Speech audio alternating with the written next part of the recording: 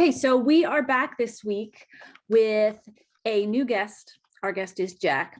And Jack, well, I guess Jack will let you tell us a little bit about yourself and introduce yourself. But we are very happy that you're here and excited to hear your perspective and what your journey is and how you got to where you are now. So however you want to tell your story, the floor is yours. Yeah, okay. So I'm a fourth year mechanical engineering student at NC State. And I guess I would say I'm one of the rare people that sort of had an idea of what they wanted to do for basically all of high school. And so I originally started thinking I wanted to be a biomedical engineer. And my goal was always to do prosthetics. So I wanted to work in robotic limbs, and I felt like that was a unique opportunity that involved my biological areas of interest, in addition to the mechanical side of things that I always thought was fun when I was growing up. So when you look around where we grew up, and I grew up in North Carolina, the best engineering school sort of in the area was always NC State. And so for a long time, I thought as a kid that that's where I wanted to go. And then I got into high school, and things change, and you look around and you weigh different things. Ultimately, I ended up where I wanted to go when I was a kid, but it's not always like that for everyone. So yeah, that's where I'm at now. Oh, sorry, I'm jumping in with questions, but I'm not going to. I'm gonna let you guys ask questions. I have a question. So you said when you were younger, you were interested in like mechanical stuff, like from an early age. Were you involved in any activities that like kind of got you there, or were there people in your life that were engineers too, or did you figure it out on your own? So when I was pretty young, one of my favorite things to do with my dad was to build models. We used to do a ton of Legos, and then I went through a model car and model plane phase. My dad and I would build those all the time, and that sort of evolved into wanting to do little robotic projects with him. And when it got out of his depth, then sometimes I would do little summer classes at this place called the Science Center, which was in my town. And so I think around middle school, I was always involved in science Olympiads, and there were building projects and things like that. And those were fun and easy ways to get yourself involved in science projects and hands-on ideas and things like that. So I think that sort of harbored the general interest that I had. Very cool, very cool. So when you're thinking about your college decision process, were you considering primarily NC State then, just because of proximity, or what other schools were you considering, and how did you settle on NC State?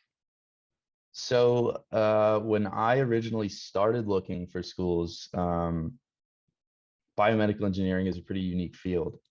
So not only do schools not always necessarily have that, but do they have the facilities and the ability to support research programs? And so ultimately, with that in mind, I also didn't want to go halfway across the country. My family's from North Carolina, and family was always pretty important for my family. So the schools I landed on were Duke, UNC, NC State, and the University of South Carolina. And so with NC State and biomedical engineering, they actually have a joint program with UNC. And I felt that the NC State side of that joint program was the one that had the facilities and the research and was just being shared. So that was ultimately why I did cross that one off my list. And so then my decision really came down to South Carolina or NC State. And for me, NC State had the research, it had the facilities, it had the faculty, and it also had a lot of really good options if I were to not do biomedical engineering. And that was another thing that was important for me in terms of crossing off UNC, for example. They don't have engineering, they just have biomedical engineering. So if you're someone like me and you sort of have this idea that you know what you want to do, that's great. But also, I think for me, it was important to sort of have a contingency plan, because it was very competitive, but also, you know, you go into college thinking one thing and you're never necessarily right.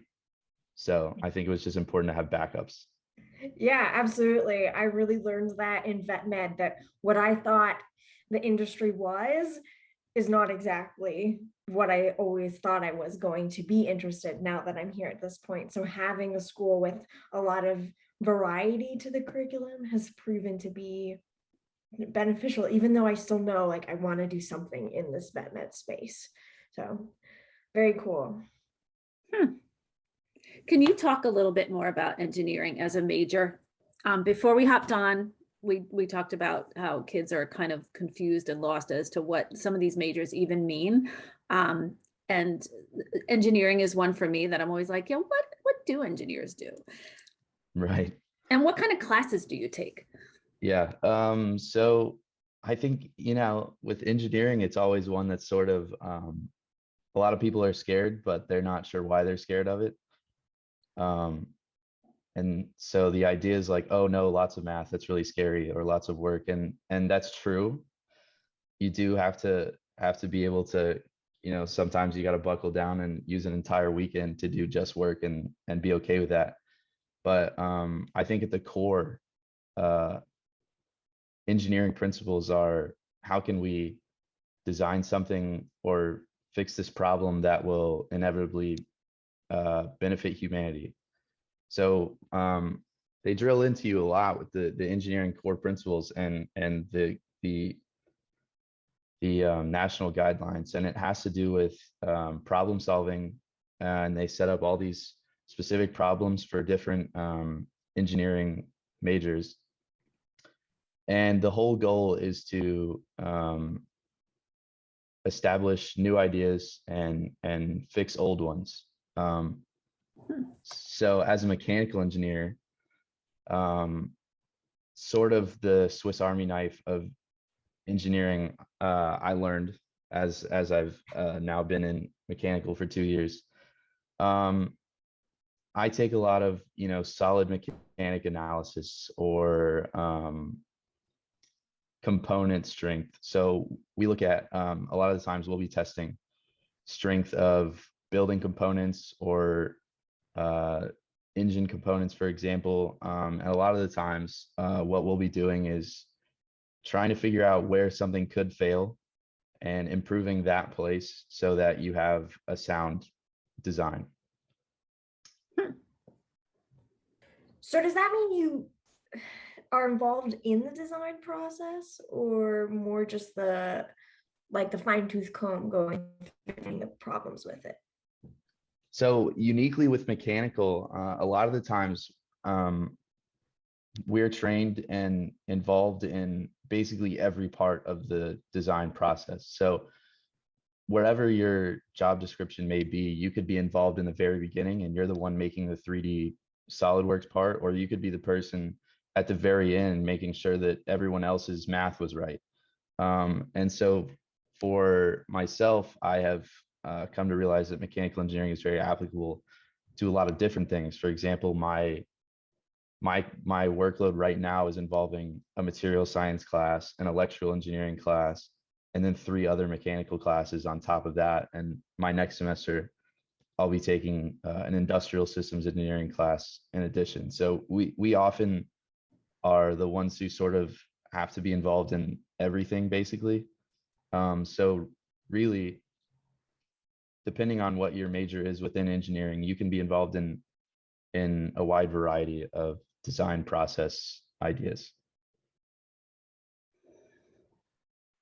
That sounds super intense, but that's just me. I mean, I think you just rattled off like 5 classes that like, oh my goodness, wow. Wow. I think it sounds so intriguing though, like similar to other majors that we've heard, it can be applied in a lot of different ways, which I don't know, I guess I always thought an engineer did math. what you do, but there's still a lot of different places that it can be applied. Very cool. And yours, Jack, I always think of as like very like traditional engineering. Like when you think of an engineer, like you're thinking about like, I don't want to say bridges, but you do some bridges stuff. I don't know, like yeah, it's very applicable. It's all about like systems design. But there are so many other different types. So like there's chemical engineering, there's industrial engineering, aerospace. I don't know. Aren't there like 18 different tracks at your school for really? engineering? There are a Yeah, ton. so And there's so a ton. the thing is, even within your principal, so I'm a mechanical engineer, but my specialization is in biomechanics. And then I'm on top of that, I've been taking electives to understand engine design and automotive design. So there are specializations within the major, just in all of the engineering majors, pretty much, for you to really find that niche that you enjoy. So, one of my best friends and my roommate freshman and sophomore year is a chemical engineer, and he picked a subtrack that he hated, and then he switched over, and it was a completely different major within the major. And that's sort of like what he's been doing, and he's been really enjoying it. So even within the College of Engineering and within each major, there are so many different little things that you can figure out what you like based on the electives you decide to take. Yeah, and I think in NC State, right? So can you actually wait, which were the two you said your friend switched between two subsets of a major? Like what were those, and like were they actually that different, or I believe he switched from biomanufacturing to system processing within chemical engineering. oh, okay. Sorry. I thought it was the paper science switch. Oh, no. Because you can also do paper science in chemical engineering, which is very different from like nanomaterials and like polymers and systems chemical engineering. So yeah, there's so much diversity. You're right. Ton of options. So what would be your dream job upon graduation? Like if you could do anything, like what would you want to do? So I had explored this idea before, and I think so I've been doing research since I was a freshman at NC State, and I've been doing stuff with robotic limbs. And so I love that application, and I love the cutting edge that holds, and also the fact that I've always held this idea that I want to somehow improve someone else's life with my degree. And so I think that was a great way to do that. But I also know that I don't necessarily at this point in my life want to work in academia. And that's where a lot of those jobs are right now, because they're so novel. So I did actually get a job offer a while back, and obviously I had to decline it because I was too young at the time, and they didn't know that. And it was about a biomechanical analysis job working with a shoe company that I thought was really awesome.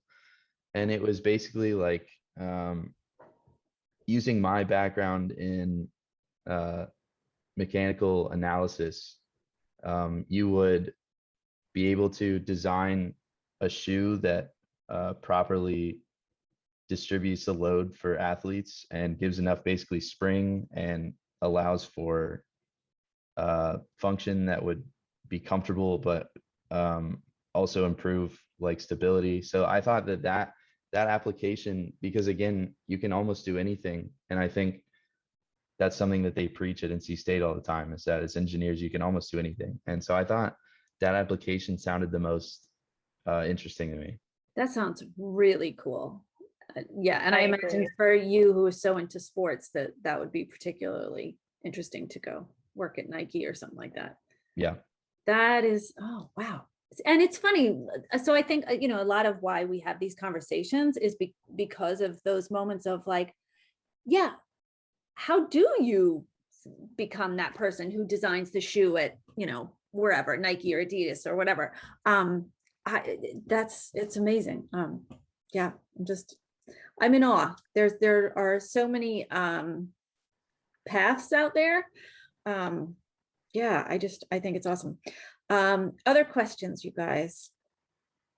I have a question. Yeah. Do you have one, Mikaela? Okay.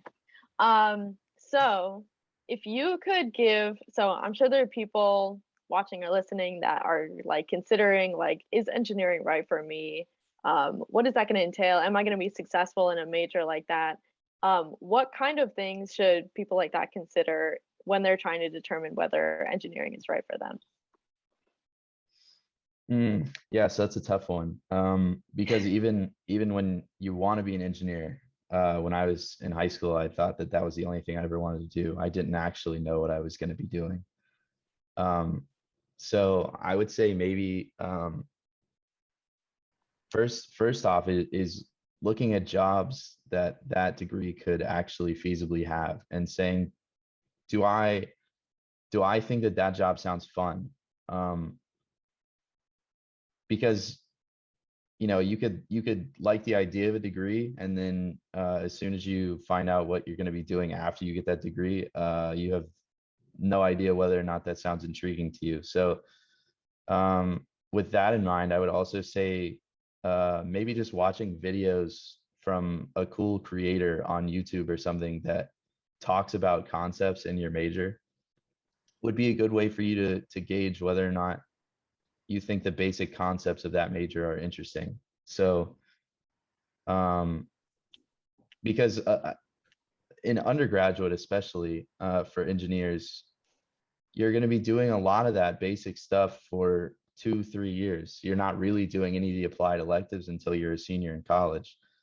And so if you hate the basics, or you read through the class list and you say, oh my God, that sounds like the worst thing I've ever seen, then you have to ask yourself what part of engineering actually sounds fun.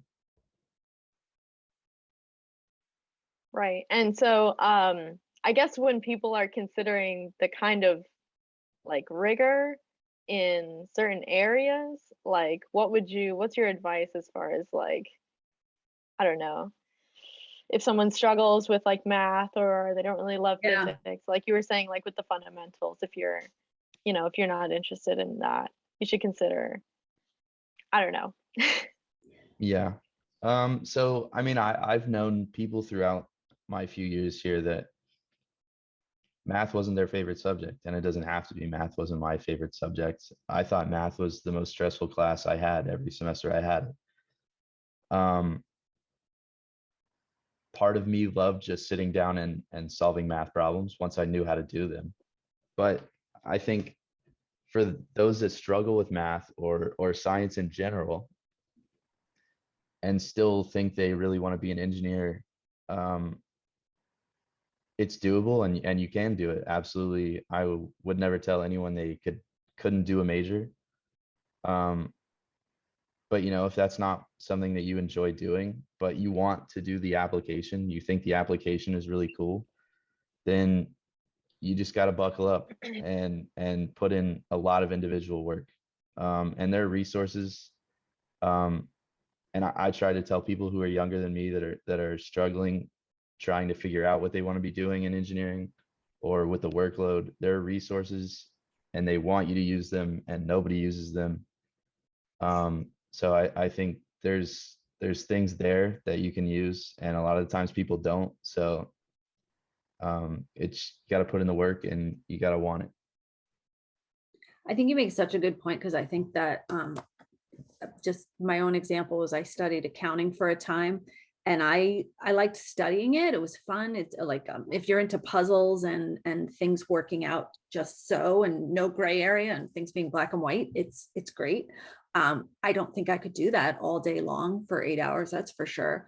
So I think that's also something to kind of think about, like, and I think like what you're describing is sort of the opposite, of where like maybe the math part is hard, but if what you end up being able to do with it really excites you, then it could be something worth pursuing. Yeah.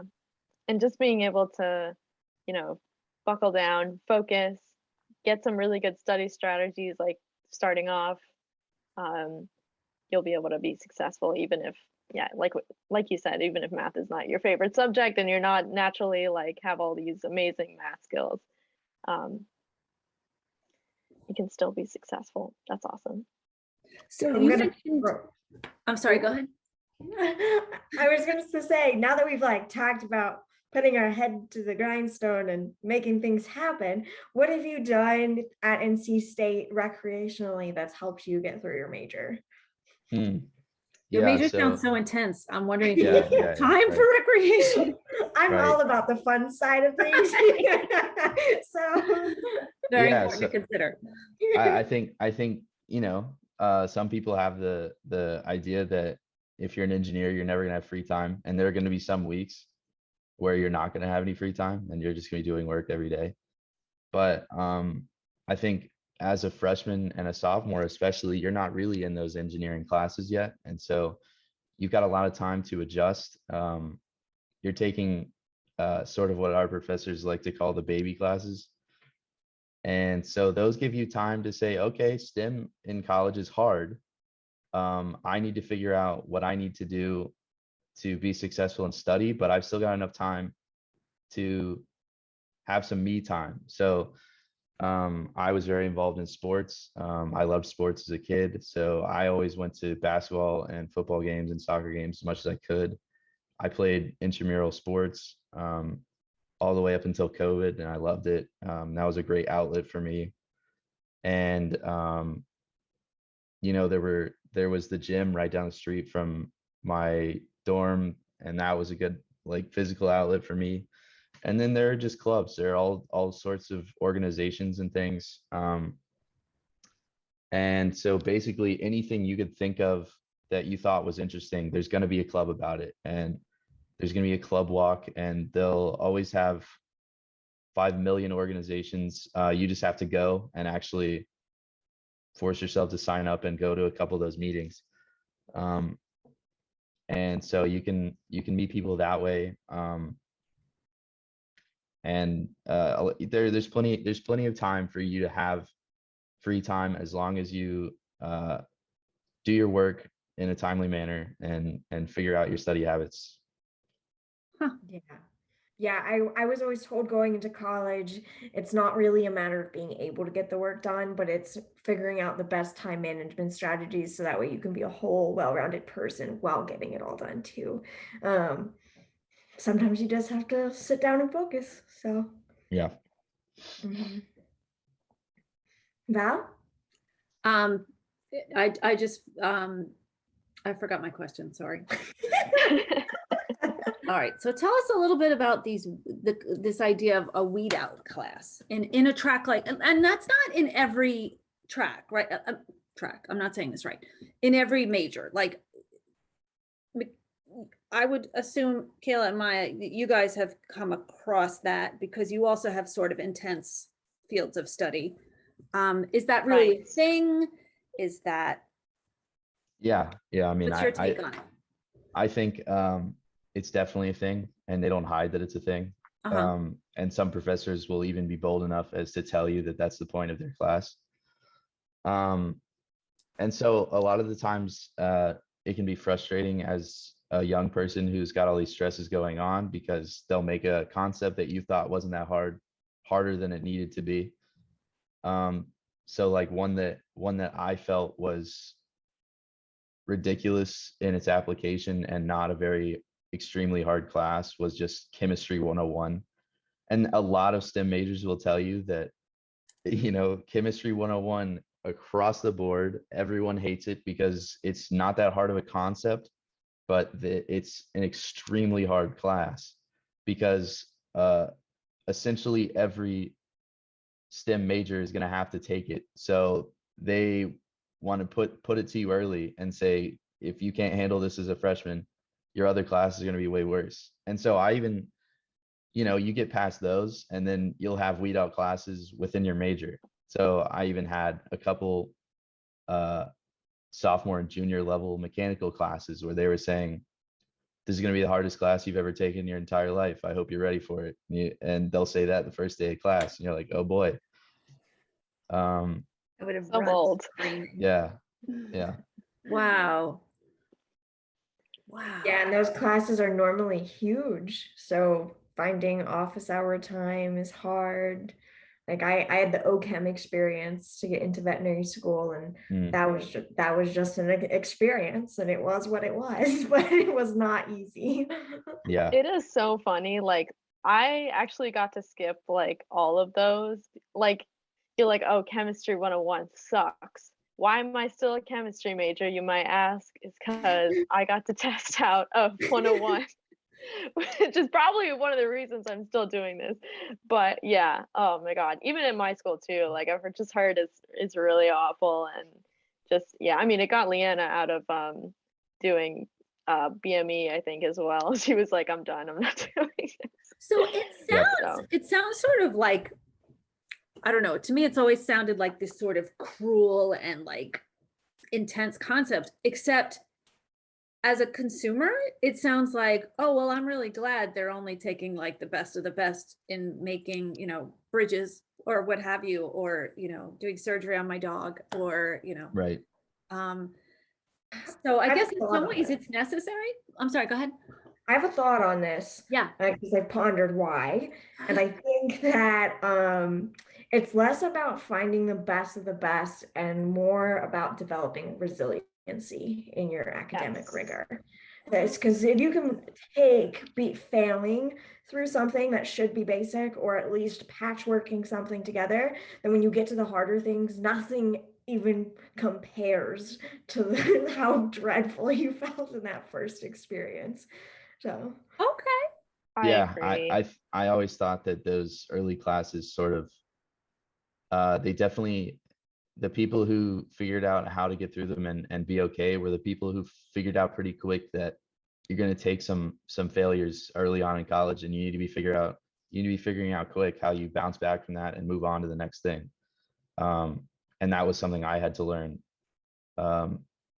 As someone who never had that happen to them in high school, that was a tough pill to swallow. And I think that was sort of the same thing for a lot of us that were in those classes is, oh no, this is the first time I've gotten anything worse than a B on a test, and it's an F. So I think it's always an important lesson early on to remind yourself that you're never out until it's done. So yeah. Yeah, we talked a little bit about resiliency with Chris a few weeks ago, and just how, like, you think it's going to go one way in college, but sometimes life has something completely different in store for you. That it Um, does. Yeah. yeah, so That's amazing. So, we ask all our guests this. What advice would you give to your 17-year-old self? Like, Mm, if you were to look back and your say, senior in high school self. yeah, what would have been really good to know, or yeah. I had thought about this, and I think my answer would have to be a combination of things. So just general advice for anyone who's looking for colleges. And I told someone this recently, is that you have to figure out, number one, why am I going to college? What do I want to do while I'm there? But so figure out a university, and hopefully multiple, that have these options that'll support your goals. But also somewhere that you think, I want to live there. I think that's an important thing that some people forget is going into this, you have to think, I want to live here for 4 years, or I want to live around here, but I like this area. And so I think the biggest thing for me, piggybacking off of that, is going somewhere that you do have more than one option. So for me, like I said previously, I was planning on and 100% thought I was going to be a biomedical engineer, but I decided not to go to UNC because I wanted to make sure I had options in the engineering field if either I didn't get into BME or I didn't like it. And so inevitably the program was extremely competitive, and I had a rough time freshman year, and so I didn't get in. And I decided I wanted to do mechanical engineering because they had applications that I could still do sort of the same things. And I ended up being in a better place than I would have been had I been in BME. So I think my biggest suggestion to past me would be to not only pick somewhere that has a lot of options, but to have options that you're okay with and not beat yourself up if that one goal that you thought was going to happen doesn't happen, because sometimes it doesn't, and that's okay. I like how you called it a contingency plan, Yeah. you know, because then you can't lose, find a Yeah. couple of different paths that you could be excited about. And yeah, I love that. Good stuff. Exactly. Really good stuff. Any other questions, guys, before we let Jack go? Jack, I'm this is good. awesome. Thank you so much. Yeah. This is really, it's just so helpful. It's like, yeah,